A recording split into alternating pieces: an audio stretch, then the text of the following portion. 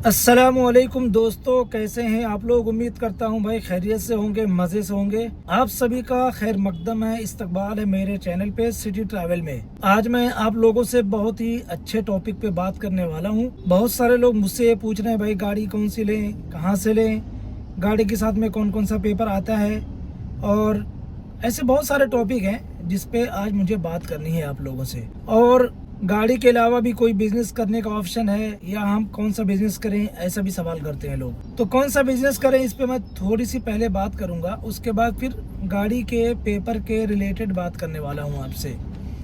तो आज का जो टॉपिक है बहुत ही ज़रूरी है। वीडियो आप लोग पूरी देखना, अधूरी देखेंगे या स्किप करके देखेंगे तो आपको पूरी जानकारी नहीं मिलेगी, फिर आप कमेंट में बार बार क्वेश्चन करेंगे। वीडियो में आपको पूरी जानकारी मिलती है, अगर पूरी देखते हैं तो आपको क्वेश्चन करने की ज़रूरत नहीं पड़ेगी।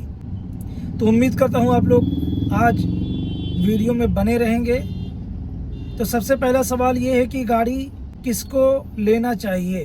तो आपको बता दूँ, देखो अगर आपके पास 6 से 7 लाख रुपए का बजट है तो आपको ओला उबर में आने से पहले और भी कोई बिजनेस के बारे में सोचना चाहिए। उसकी वजह यह है कि ओला उबर में आपको एक लिमिटेड इनकम मिलने वाली है। आप महीने का 40 से 60 हजार कमा सकते हैं, उससे ज्यादा तो आप नहीं कमा सकते, चाहे आप कुछ भी कर लो। 40 से 60 हजार 70 हजार से ज्यादा आप कभी कमा ही नहीं सकते हैं इसमें। तो अगर इसके अलावा दूसरा ऑप्शन आपके पास है, कोई हुनर है, पैसा है, तो आप उसको इन्वेस्ट करके कोई दूसरा बिजनेस करके आप अच्छा पैसा अर्न कर सकते हैं। वो पैसा आपको ओला उबर में या गाड़ी लेने में इन्वेस्ट नहीं करना चाहिए, आपके लिए फायदे का सौदा होगा। ये बात हो गई क्लियर। लेकिन अगर आपको हर हाल में ओला उबर में ही गाड़ी चलाना है, टैक्सी गाड़ी लेना है, टी परमिट गाड़ी लेना है, तब आपको 3 डॉक्यूमेंट्स की जरूरत पड़ती है ये गाड़ी लेने के लिए। सबसे पहले आपके पास एक TR ड्राइविंग लाइसेंस होना चाहिए। नंबर 2, आपके पास उद्यम रजिस्ट्रेशन सर्टिफिकेट होना चाहिए।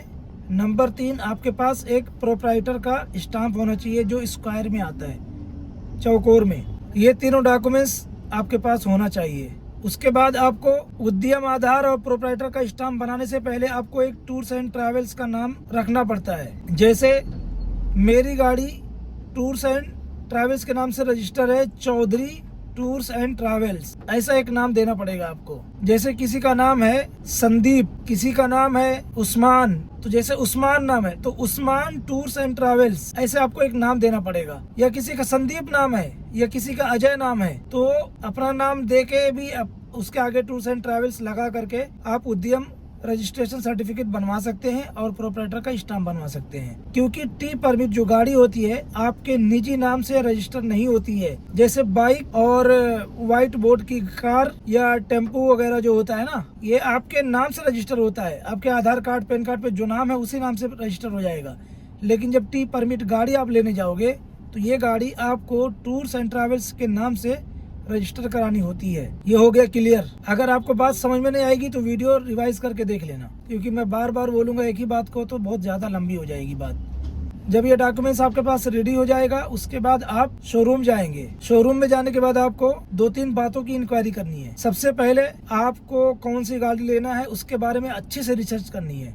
जब आप सेलेक्ट कर लेंगे कि आपको कौन सी गाड़ी लेनी है, तब आप जाएंगे शोरूम में, उस गाड़ी की प्राइस पता करेंगे। एक जगह से कोटेशन लेंगे, फिर दूसरी जगह से लेंगे, फिर तीसरी जगह से लेंगे। उसके बाद आपको बार्गेनिंग करके रेट कम करना है। साल के जो लास्ट के 3 से 4 महीने बचते हैं, अक्टूबर, नवंबर, दिसंबर, इसमें आप जाओगे तो आपको गाड़ी पे अच्छी डिस्काउंट मिलेंगे और गाड़ी के साथ में आपको बहुत सारे एसेसरीज भी मिलते हैं। तो जब आप शोरूम में जाएंगे तो वहाँ पे गाड़ी का रेट डन करने से पहले अच्छे से बार्गेनिंग कर लो।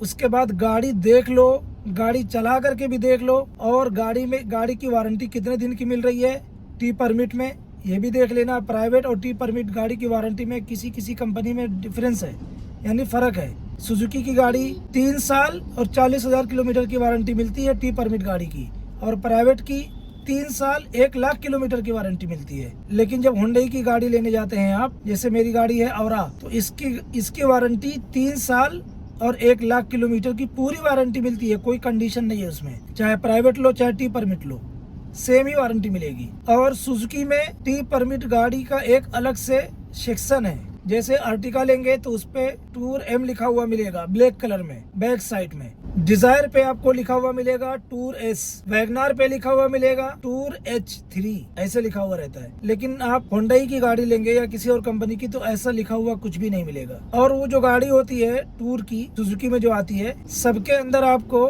स्पीड गवर्नर लगा हुआ मिलेगा। सबकी स्पीड लिमिट 80 होती है, उसके आगे आप वो गाड़ी नहीं चला सकते हैं। लेकिन औरा या और कोई गाड़ी लेंगे तो उसके अंदर कोई स्पीड लिमिट नहीं होती है। जो सुजुकी की तीनों गाड़ियां हैं, अर्टिका है, डिजायर है और वैगनार है, इसका जब टॉप मतलब सेकंड टॉप मॉडल लेंगे आप तो उसमें उसके अंदर आपको स्पीड गवर्नर लगा हुआ नहीं मिलेगा। आप जितना चाहें उतना स्पीड उसकी चला सकते हैं। ये हो गया फर्क। देखो, बहुत सारी बारीक बारीक चीजों को कवर करी, वीडियो को पूरी देखना भाई, वरना छूट जाएगा, फिर आप क्वेश्चन करेंगे। और दूसरी बात, उसकी वारंटी देख लिए आप, गाड़ी के अंदर टूर है वो भी देख लिया आपने। जब आप गाड़ी सेलेक्ट कर लेंगे उसके बाद आपको वहाँ पे अपना डॉक्यूमेंट सबमिट करना है। अब अगर आप कैश पे ले रहे हैं तब तो डायरेक्ट आपको गाड़ी मिल जाएगी, लेकिन अगर आप फाइनेंस करेंगे तो आपको उसके अंदर भी बहुत सारी इंक्वायरी करना होता है कि इंटरेस्ट रेट कितना है, बैंक वाला कर रहा है कि फाइनेंस वाला कर रहा है, ये भी देखना पड़ेगा आपको।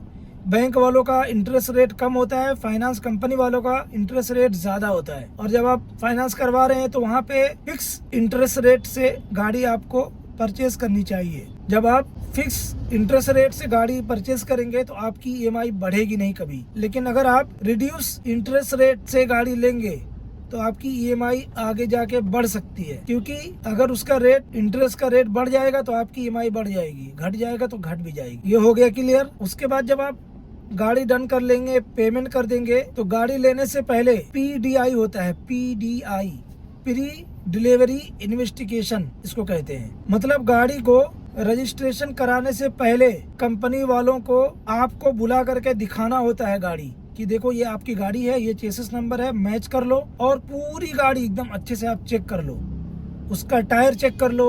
उसके बाद वो गाड़ी किस महीने में मैन्युफैक्चर हुई है वो भी आपको देखना है।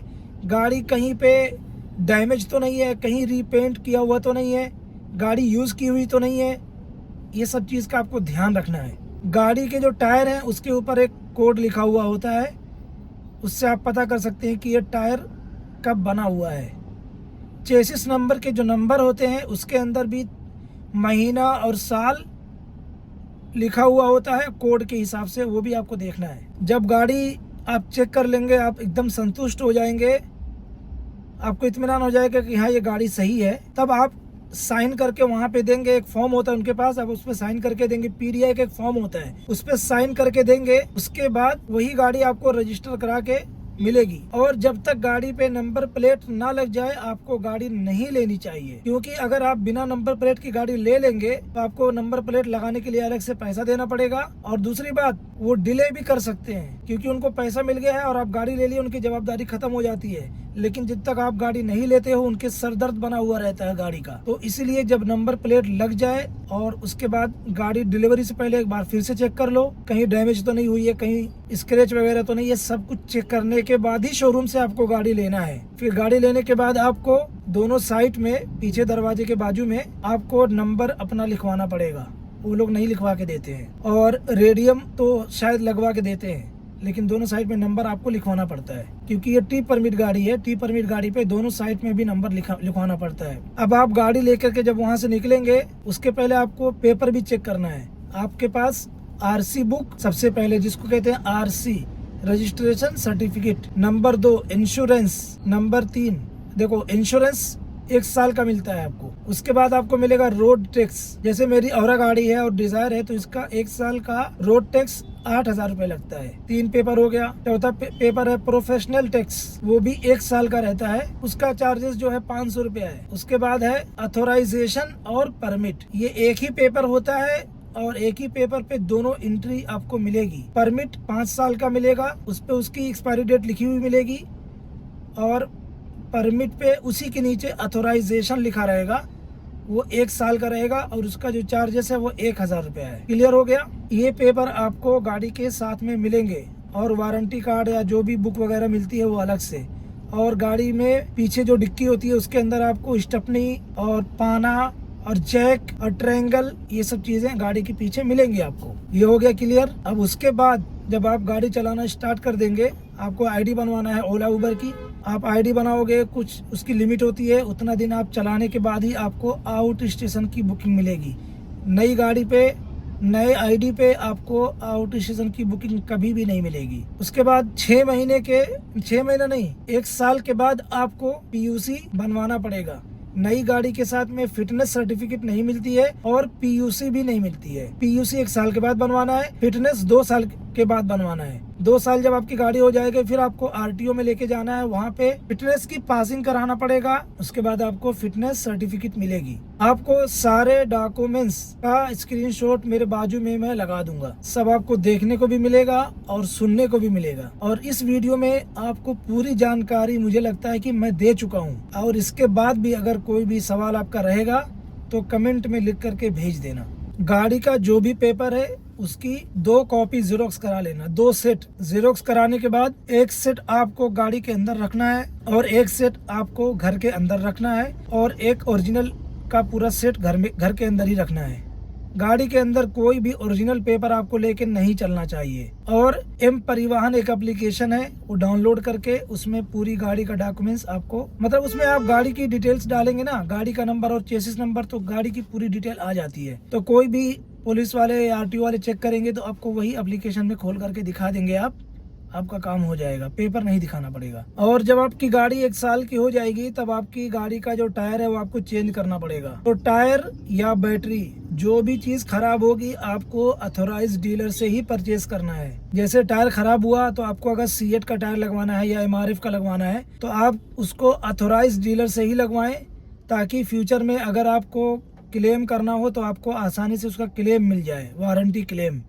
वरना कोई पंचर की दुकान से या छोटी मोटी दुकान से आप ले लेंगे और टायर बाद में डैमेज हो गया, वारंटी के अंदर क्लेम मिल सकता है तो आपको नहीं मिलेगा, वहाँ पे आप फंस जाएंगे। इसी तरीके से जो बैटरी होती है गाड़ी के साथ में जो लग के आती है, 6 महीने के अंदर खराब हो जाती है। तो जैसे ही आपको लगे कि आपकी बैटरी थोड़ी सी भी डाउन हो गई है या स्टार्ट होने में प्रॉब्लम हो रहा है, आप तुरंत आपके नियर बाई जो भी अथोराइज डीलर हो उस कंपनी की बैटरी का, वहाँ पे आप जाओ और अपनी बैटरी का वारंटी क्लेम ले लो। अगर 6 महीना या 7 महीने के बाद अगर आप जाओगे ना, आपको वारंटी क्लेम नहीं मिलेगा, फिर आपको 4,500-5,000 रुपए खर्चा करके नई बैटरी लेना पड़ेगा। ये सारी जानकारी बहुत इंपॉर्टेंट है, एकदम ध्यान से सुनो आप। और वीडियो को अगर एक बार में समझ में ना आए तो दोबारा देख लो। ये सारी जानकारी गाड़ी वालों को भी नहीं है, बहुत सारे गाड़ी वालों को भी ये सब बातें नहीं पता है भाई, इसलिए मैं आपको बता रहा हूँ। तो एक बार फिर से मैं आपको सारे पेपर फटाफट बता देता हूँ, ध्यान से सुनो। गाड़ी लेने से पहले ड्राइविंग लाइसेंस TR होना चाहिए, उद्यम रजिस्ट्रेशन सर्टिफिकेट और प्रोप्राइटर का स्टाम्प, ये हो गया क्लियर।